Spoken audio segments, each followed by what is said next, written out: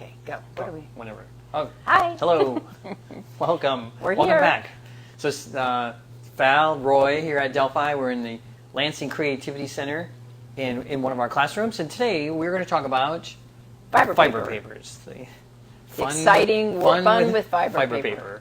I think is what we were going to call it. So we just have some of the papers here on the table. We got a few examples, and we're going to talk about, jump in. Start out, with the two thinnest ones. I mean, I don't know, we should probably say what fiber paper is. I mean, we use it in the fusing world. Yeah, that's good, because I know, like, for me, I use, like, sometimes I say kiln paper or I say fiber paper. I sometimes use them as different terminology, but meaning the exact same thing.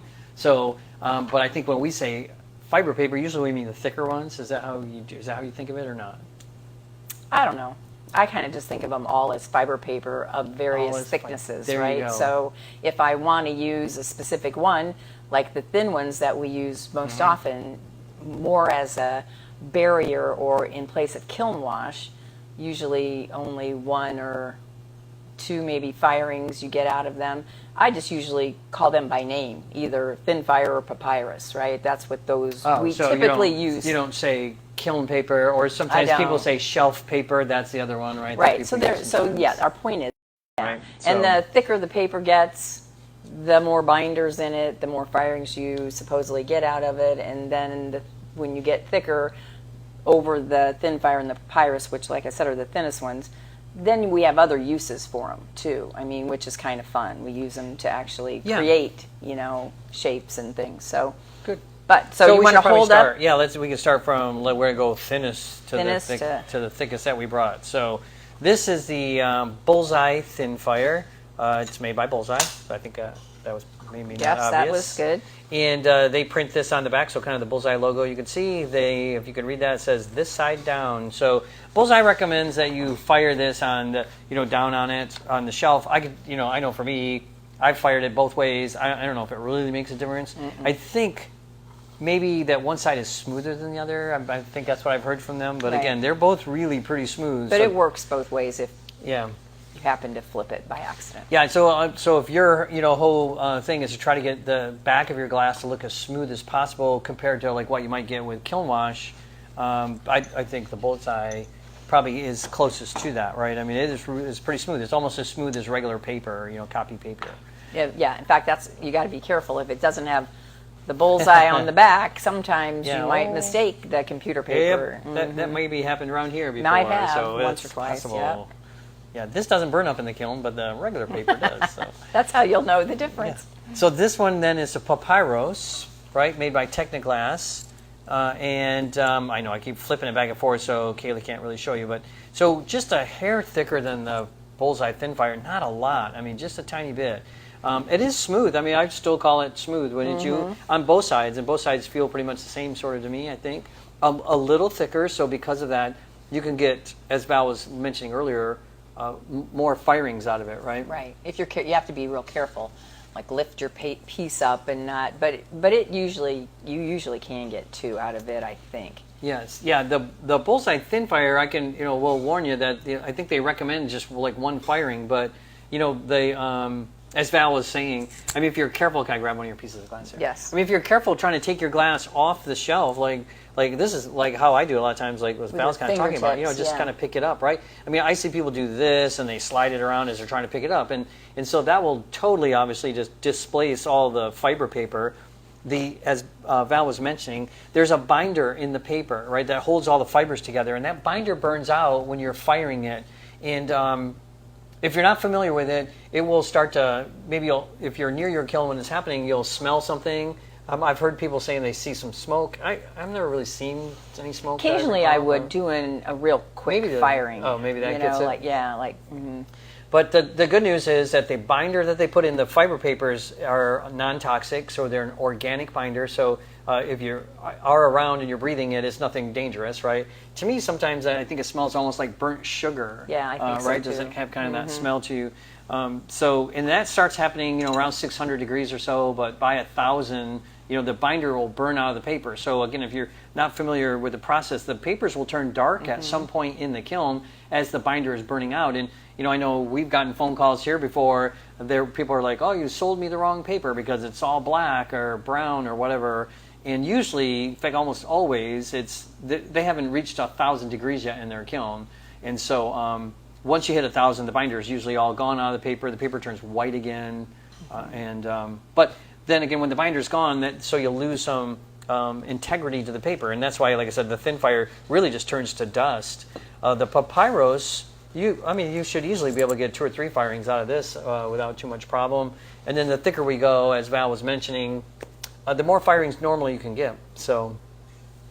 And sometimes if it's opaque, sometimes. Oh, that's a good point. I mean, right? Sometimes the opaque seems to make the paper stick a little bit, so that'll determine the transparents always lift right off. Yeah, but, they're pretty clean. So especially if you're using an opaque and you want to try to use the paper again, be especially careful. But it still may be kind of adhered to the back. You might not be able to. Yeah, that's why I know some people that will, if you can get away with it because of your design, will use clear as on the very back or the bottom, because it releases off the fiber paper is much easier than the opaques. Right, do. that's a good tip. Good tip. Yeah, it was your tip. It was a good wow, one, so. It was a good one.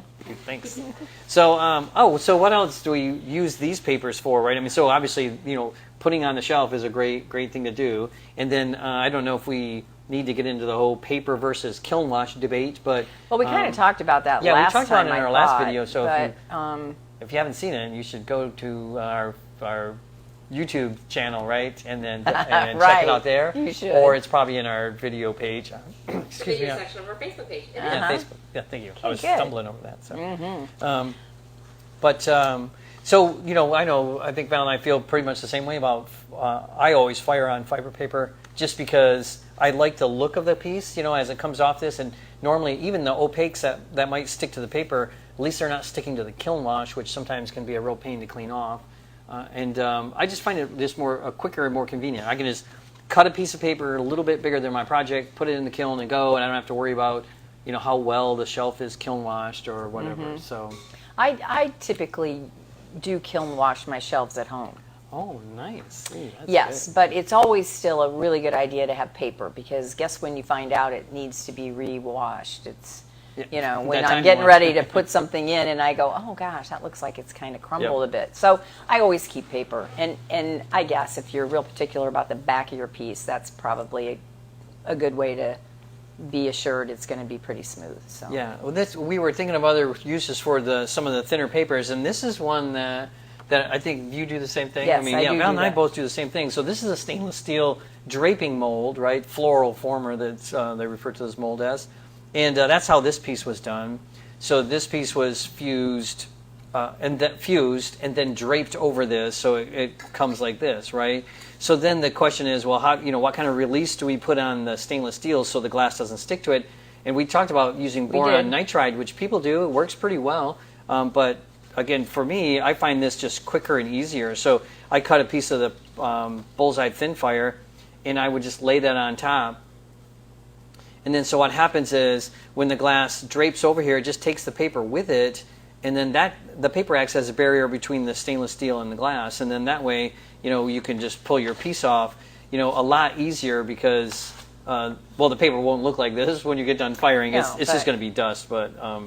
Well, and I think the one thing that sometimes people are a little leery about that, just because, the paper does turn so powdery once it's fused, but it stays, the integrity stays during that slumping and stuff. It so should anyways. Yeah, so we haven't ever had any problems. No. And typically in your slumping schedule, we're not getting real tacky at that point either. We're just, we're just dropping a little. Yeah, I think that's the key, is temperature. Is really, don't go too hot, right? I mean, on these, and you don't need to. I think I did this at like 1225 or something, so it wasn't anything crazy. And at that temperature, we're really not. We're not the worried glass about isn't it, moving a whole lot or getting real sticky, as Val was pointing out. So safety-wise, though, let's talk about that real quick. So the recommendation on these papers, in fact, any of the fiber papers we're going to talk about today, that when you're cleaning them up, for whatever reason, you should wear a mask, right? You shouldn't breathe in any of the powders. I also recommend that maybe not just using your shop vac to just suck it all up, because the fibers get caught in the filter of the shop vac, and quickly, and then the next thing you know, you're either cleaning the filter or replacing the filter. So usually I do a little bit by hand first. I sweep it up by hand, and then I'll go back in and use a shop vac to get all the loose, kind of little smaller. We just have a little dustpan and broom that we sweep the main pieces out, and then we'll just vacuum whatever dust vacuum is what's left. Yeah, and then wear a mask, right? So I didn't bring one in, but I think we all know what a mask looks like. So yes, I do. We shouldn't have any problems. What else? Was that it for those thinner papers? I don't recall. Yeah, you actually said that kiln bead thing, that you could roll it up and use it as a, we could. Oh, yeah. Yeah, we had these little samples up here of some. So this is a technique that if you're doing jewelry pieces and you want to create some kind of a void, right, for a chain or something else to go through. Yeah, you can see that piece that Kaylee has in her hand still has the fiber paper in it. But I know people sometimes will take the thin fire or the papyrus and roll that up into a thin little tube and then slide that between the layers of glass. The only slight issue with that is it does get compressed a bit, so it's not so circular as it starts out, just because as the binder burns out of the paper collapses. But this is an 1/8 inch. Yeah, this one that we're showing you, though, is a different size, so it's not the... And realistically, you said jewelry pieces, which some people like to do this, but you could do this technique in any size. Oh, sure. Yeah, right? like something you wanted to hang, right? Something bigger that you wanted to have a channel open through it, you could just, do that same, cut your length. Obviously, you want to make sure you extend beyond the edges, because you're going to have to get in there and get it out. So, but yeah, so I call them kiln beads. I don't know what they really are called, but I'm not really sure. That's a way to use the paper. That's a great way of using paper, yeah. Okay. Yeah, so this one, well, we want to talk about the paper that's in there now, though, right? Is that... Do we want to talk? What do we want Sure. Is that where we're going next? Oh, maybe. That's an 1/8 inch paper. The 1/8 inch paper? Uh-huh. Yeah, so what we use here, so we talked about the you mean go to the 1/8 inch? I'm sorry. Okay. I thought we were supposed to talk about what's inside here, and I'm like, not well, let's really spend sure. 20 minutes talking about what's... Well, there it is. What do you want to say about it? Should we poke it out? I don't know. I thought about poking it out. I know. How exciting is that? Yeah, right? We're going to do this live on camera, people. Take some fiber paper out. I'm just going to move these two real quick. And then, so the next one's, let's talk about this one first, right? I guess. Let's do that. So we were kind of going by thickness. So this is a 1/32. So you can see a little thicker. I know how it might be hard to see, but it is a little thicker than the two papers that we just showed you. Right. And the other thing about this particular paper, now these papers start to get a little more of a texture to them. There is a texture on this side, especially compared to the other papers. Not as smooth. And usually on these papers, there's the backside. If you can see what the backside looks like, there's usually a lot more texture on there, which sometimes people like that look, right? So if you're firing on there, if you're intentionally trying to get some kind of pattern look to the back of your glass, it's a great way of doing that. Yep. Are you going to show what you did? Yeah, then I was going to show. So I did something with this fiber paper. This was not my idea. I stole this from a few people, I think. And so it is layering the paper. So it's even this little tiny 1/32 paper, and I just layered it. I'll show you my pattern if you want to see what I worked with, right? So I borrowed this photo from the internet, and then and I just drew like what shapes I wanted to cut out, and then I actually could look through this on a light box, and then just trace it. So I didn't have to cut this out with scissors and then lay it on there and trace around it. I could see through it in a light box.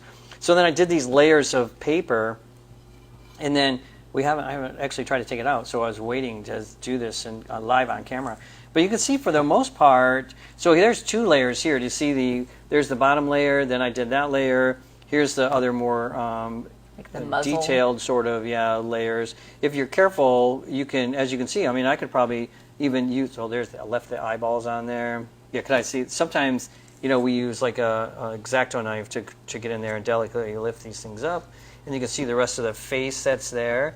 And so I could put it all back together, and I could, if you're careful, like I said, I should be able to at least get one more firing out of this one. Yeah, I think so, for sure. And then you can see I don't know how well you can see the cat face now that it's transparent, which is probably something we need to talk about too. And then if you're wondering where the like whiskers and other design elements came from, that's clear stringer.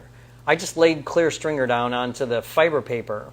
So the fiber paper goes on the shelf, and then this is 2 layers of glass, happens to be 2 layers of this amber glass, and I laid that on top of the fiber paper. I think Val's going to show you some setup here in a minute with some other of them. But and that could very easily have been a clear on the back, and you would have gotten, you would have gotten the same look. Yeah. Yep. Yeah. So I think it's real important that you do this with a transparent glass, right? Because sometimes people think, well, if I put an opaque on top of this and fuse over it, all that dimension and texture is going to come through the opaque somehow, but it doesn't. I mean, if you flipped it over and looked at the back, you probably would see it, but it does not really. No, you can't see it from the front, which is where we're seeing here. It's way more visual in a transparent. Yeah. Yeah, it's cute. It turned out good. Thanks. Yeah, I like it. Kind of looks like a cat. Yeah. You got to move it over. I could sell it to you if you want. I gotta sell it to Daisy. So that's this paper, right? I cut it up. So if you're wondering, so the first 2 papers we showed you, the Bullseye Thin Fire and the Papyrus, they're 20 by 20 inches. And then we do sell those in rolls or in smaller rolls, so a couple of different size rolls if you're interested. This paper, the next 3 papers we're going to show you, they're 24 by 24 inches. And we do sell those in rolls too. They're pretty big. It's a whole lot of fiber paper if you need it. But for all of them are also individual sheets. Yeah, you can buy them as you're right, and that's why we're kind of showing you here are the individual sheets. Yeah. So then they go to 24 by 24. Yeah. So the 1/32 was also 24 by 24. But this is the 1/8 one, and you can see that it is again from this surface. There's a little texture to it, but.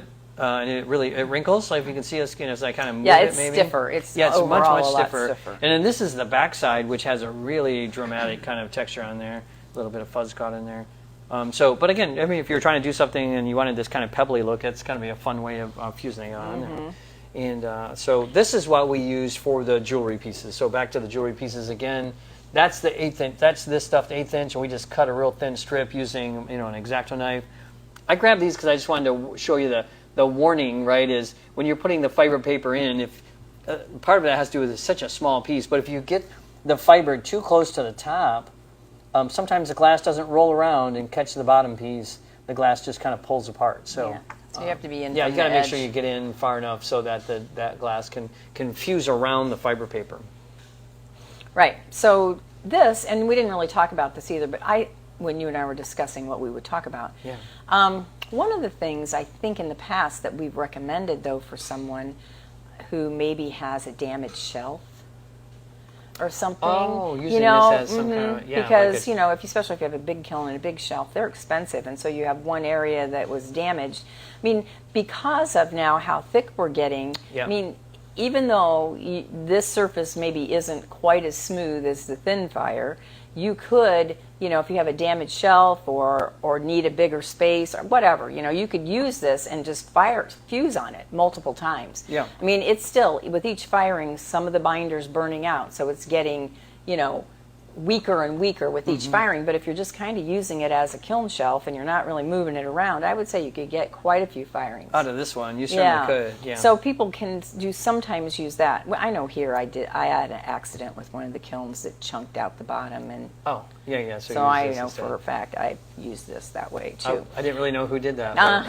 And then the other thing about that as well is, so if this is something we're sort of using as in the bottom of our kiln as a kiln shelf or whatever, and you really want the back smooth, you could put a piece of thin fire on top of this to... Yeah, I was going to say, I do that a lot of times. I would put a piece of thin fire on top of this and when I fire it, So we do that when we do the ring molds too, and we line it with we should have maybe brought that out too, but we have these ring molds, stainless steel, and so when you put your glass in it, you do want to line the inside, and we use the 1/8 inch fiber paper, we cut it in strips, line that inside of that ring, and then... Do you want me to go grab one? If you want to. And then I will, and I'm pretty sure he probably does the same thing, but because of that, the rougher this paper gets, the more likely you might have glass grab it. And then you get these needle type edges that cause you to have to cold work, and then nobody wants to do that because then you have to fire polish, which is another firing. So when you use this and it's kind of important, like your glass is moving, it could grab this thicker texture. So you line it, use this to cushion around in your ring mold, and then I cut another strip almost exactly the same size and line it around on top of the thicker stuff, so that there is a smooth surface and the glass won't grab onto it. And especially, this is how we did the sinks, and if you can avoid that glass grabbing onto that thicker paper and creating that needle stuff, it really saves you some time. Yeah, so this is, in fact, this piece right here is, we used, I don't know if this is the size we used, but we used one of these stainless steel rings, right, as a dam. I think you probably said all that. And then we line the inside with the thin fire. Yeah, so we also sell this particular 1/8" thin fire like this. It comes. That's not thin fire. No. But we do. We sell this. We sell this. Oh, I thought he said thin fire. Oh, did I say thin fire? Oh. Well, not that I care. I just don't want people to get confused. Don't get confused. Yeah, the 1/8" fiber paper, we sell like this in a roll. It's already cut. It's 2 inches wide, so which is kind of nice. And then you can just trim it down, and then line it like this. And then, like Val said, we a lot of times will cut a piece of thin fire and lay that in there too, because it just gives you a smoother edge to your piece, right? Right. In fact, I'm pretty sure this piece, I don't know how well you can see it, but we didn't do anything to the edge of this piece. So we didn't do no grinding or fire polishing or anything to the edge. No, which, like I said, really is nice. It's really nice, especially because, we did get the indent that we wanted. So then to have to send it back through to fire polish, then you worry a little bit about losing some of your detail. And so it's just it's a nicer way to do that. But anyway, that just made me think that using it as a shelf or multiple firings can also be something you can do. Yeah, I know somebody that will use these kind of papers, like on the bottom of his kiln, which I know a lot of times we talk about not doing that, but just because he needs more space than what the shelf gives him, and he will take a rolling pin after a few firings and roll the stuff smooth again. Because sometimes, again, just picking up stuff and moving things around, you do kind of, disturb the top surface a little bit, and he'll come back with a rolling pin and roll it all smooth again, which I thought was, a pretty smart idea. Yeah, it is smart. So then these papers come in two sizes. The bottom one is a 1/4 inch, if you can see it in comparison to the 1/8". And then if you're looking at the fish piece, for example, there's both sizes are in here. The 1/8" and the 1/4 inch fish are on here, and then you just overlap them, right? And yep, I just put them, and that's the nice thing too about using transparents and doing. I just cut out a bunch of those fiber paper fish, and then I have the diameter of my circle, and then I just stay within it. I actually think I even use a little pencil to sort of make the circle on the shelf, and then you can just start placing the pieces, and all you have to do is take your clear transparent glass and put it over and see if you like where things are centered and that kind of thing. But but you can use the different ones together. You could use, if you want a 1/4 of an inch thickness and you only have the 1/8 of an inch, I can do this math. You could do stack 2. Oh, yeah. And then you have a 1/4 inch, and then you still have an 1/8 inch. So sometimes I think too, in thinking, because the papers right now are not real.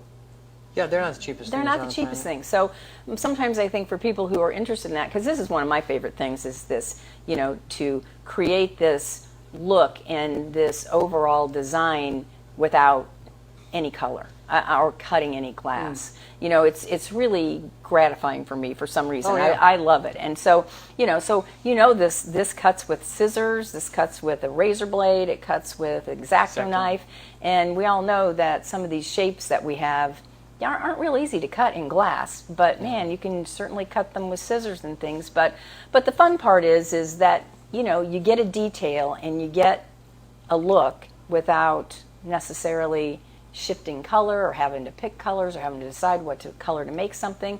And I just feel like they're kind of cool. So I think in doing that, buy, if it's kind of expensive right now, buy the 1/8 inch, and then that's a little more versatile. Yeah, right? It just depends on just how much you're using or think you're going to use it. So we really didn't talk about what we've got going here, but that's the other thing that we think of often when we start getting into these two thicker fiber papers, is we think about creating detail with the texture they can make. And that's what these examples are kind of sitting out here. I mean, it's just, and it is just cutting shapes, and then in whatever design or whatever subject you want, and then put them down on the shelf, and then the 2 pieces of glass go over it, which is important. Yeah. Yes. We played around with this a lot early on, and I was trying to get these little tiles that I do. I don't know, they're kind of hard to see, but you can just do, this was when my granddaughter was born, but I didn't use her feet. I didn't stick her feet in the molten glass, so, which, You didn't? I didn't. It totally looks I like know, you did. I know. But it's just one of those things that I thought, oh, this will be fun, and then I did it, and then at the first I was thinking slumping. I was going to be slumping over the paper. The fiber paper, yeah. So I did it with That's a the good one point. piece of glass, and I went to slumping 1250, and hardly nothing happened. So then I thought, well, I really need it to form around that fiber paper, so I'm going to go to a full fuse. So I went to the full fuse, thinking, yep, that's got to be the ticket, right? And then hardly anything. So it wasn't until we put that second piece of glass on it, it needed the weight to take it down and go in some of these smaller areas and stuff. So sometimes I don't think it's as I don't know, as simple as people think it is, because at least that's how I had to get there. That took me a while, but anyway, so this is, I kind of simulated, so I showed you the little feet. So I was just kind of simulating, because what we often do, I do this as a kind of a little exercise and a thing for people to have as a reference in my 3-day fusing class. And we call them an innie and an outie, which is kind of stupid, right? But basically what it is, you take one piece of fiber paper and you cut out a shape. So let's say the fish is intact. That's really going to be the way that will work. So we're going to, out of that one piece of fiber paper, we're going to do 2 separate, this glass isn't quite big enough, but pretend like it's as big as the fiber paper. So when this one full fuses, it's going to be sticking out like this. I don't know if you can tell, but it's, this is the shiny surface, the top surface, but on the other side, it's filled in the space. And then what I've cut out of here is going to be down by itself on the shelf, and then you just, like I say, arrange it however you want, your little extra pieces, and then you're going to fuse this, and that's going to give you the indent, or what I like say the innie. The innie. Okay. Thank you. Very good. Okay, so I don't know if that makes any sense. This fish, sometimes we don't put anything at all on them, but if you want to, sometimes you can add a little detail with strips of fiber paper. Oh yeah, I saw where you cut out some extra design stuff, right? And then, the 1/4-inch one is also the thickest one, and that's the one that we use to make the pocket vases too. Pocket vases, yep. So, it works really well for that. Yeah, so one of the things that we found, I think this is something that maybe, I don't know if you and I vary slightly differently on this, Val, but like when I'm firing on top of the fiber papers, I actually go a little hotter than a full fuse. But if you guys aren't familiar with our firing schedules, we do a full fuse around 1450, which is lower than what the glass manufacturers recommend. And so we think it works at 1450, and we like the look of it. So I know that when I'm doing these over the fibers, I go to about 1475. I go hotter. Because as Val was mentioning, I'm really trying to get that glass to flow around the fiber, and the fiber acts as a bit of an insulator inside the kiln, and that sometimes can cause some issues. I know sometimes we extend our annealing time sometimes because we're dealing with the fiber paper, yes. Which doesn't hurt. Just add some time at the end of your firing schedule just to give the glass a little more time to anneal, because again, the fiber paper is probably interfering with the temperature or how the glass cools a little bit. The other thing was, sometimes you'll see that, like on some of these that we have here, you see the little air bubbles. So if you're doing 2 layers of glass, like Val was showing you, and then putting them on the fiber, it traps some air bubbles sometimes. So usually it's not bad, right? Sometimes it's kind of fun. It almost creates a pattern. In fact, a lot of the air bubbles that are in here, so these are the eyes cut, but a lot of these air bubbles out here are because this was like 4 layers of glass, and then we fused them all together, and we fused them on top of the fiber, And then, so that's a nice way of trapping some air bubbles. If you're trying to minimize that, then you could fuse the 2 layers of glass first and then put it on top of the fiber, and that greatly reduces chances of air bubbles. But like I said, mainly, a lot of times, I mean, the air bubbles add some really nice, I don't know if you saw this one, it's really kind of fun. So these air bubbles, you know, kind of go around this kind of flower design, so it's kind of a fun little additional design element. So it's interesting. So this is hard to read, but these are actually the same thing. So this they're is just opposites, right? Yeah. So this was the intact piece of fiber paper with this cut out.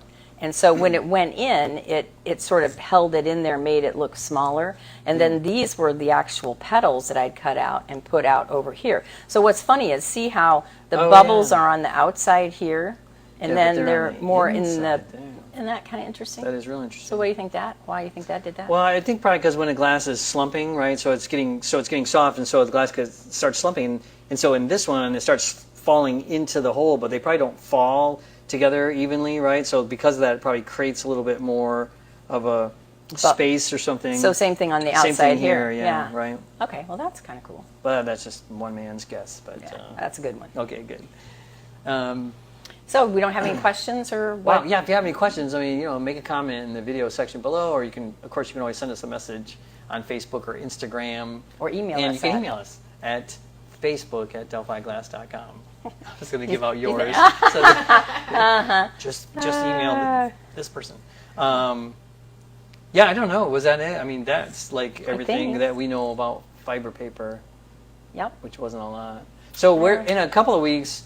We want to talk about dichroic, and in particular, we want to talk about clear, you know, glass with dichroic coatings on clear glass. So we think it's going to be fun. So I think so. Right? And we'll have lots of cute examples. Yeah, we better get to work then. You better get going. Yeah, this whole thing is, I don't know how well, it's subtle. I don't know if you see the dichroic glass in here, but I'm going to grab it. Maybe you can see it. Sometimes you can see it from the back. You can see it better in the back. When you get a reflection off the back. It's a pattern. It's a pattern dichro. Dichro, so it's kind of fun. But we're going to talk about dichroic specifically on clear glass. And if you have questions or think about anything before then even, and you want to, send us a comment or a message, just go right ahead. So. Yep. But otherwise, thanks for joining us today. We'll see you 2 weeks. 2 weeks. Is it 2 weeks? That's what we said. Okay. Yeah. Good.